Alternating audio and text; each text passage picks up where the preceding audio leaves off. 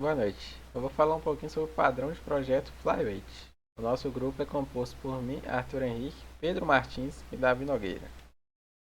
Para introduzir, o padrão Flyweight é um padrão de projeto estrutural usado para otimizar o uso de memória quando precisamos criar muitos objetos parecidos. Ele tem como principal problema que em alguns programas, por exemplo, jogos ou editores de texto, a gente precisa de criar muitos objetos semelhantes, com muito pouca diferença entre eles. Por exemplo, as árvores no programa de jogo, as letras em um editor de texto, transação em um programa financeiro, ou ícones em editores de texto também. E criar um objeto para cada um consome muito mais memória do que geralmente é disponibilizado na implementação do programa. Como solução, o Flyweight divide o objeto em dois estados: estado intrínseco e extrínseco. Intrínseco seria o estado constante, o estado que não muda, aqueles atributos que são fixos de acordo com o tipo do objeto.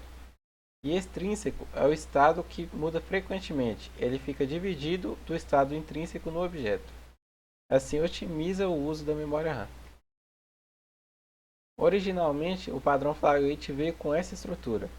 Ele representa uma interface, geralmente uma interface que apresenta somente um método de inserção do estado extrínseco, o estado variável do objeto, e duas classes que herdam essa interface.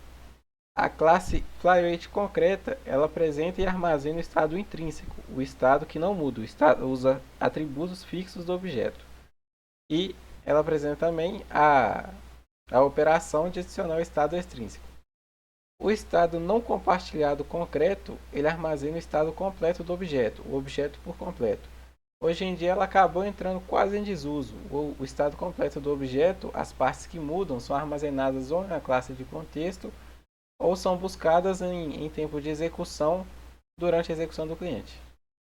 Ele tem também a classe Flyweight Factor, que tem o método de getFlyweight. Esse método é responsável por verificar se já existe algum Flyweight criado, por exemplo, algum tipo daquele objeto. Se existir, ele não vai ser criado, ele só vai retornar o tipo para o cliente. Caso não exista, ele vai criar e vai retornar seu tipo para o cliente.